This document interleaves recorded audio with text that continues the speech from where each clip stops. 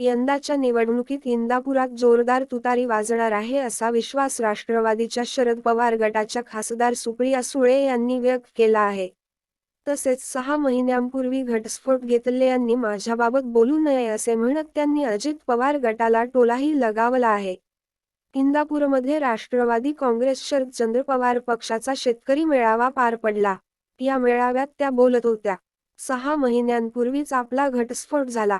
त्या यावेळी बोलताना म्हणाल्या, माझ्यावर टीका करणाऱ्यांना मला सांगायचे आहे, 6 महिन्यांपूर्वीच आपला घटस्फोट झाला आहे. त्यामुळे माझ्यावर टीका करताना विचार करून टीका करा, कारण आपण एकाच ताटात जेवत होतो.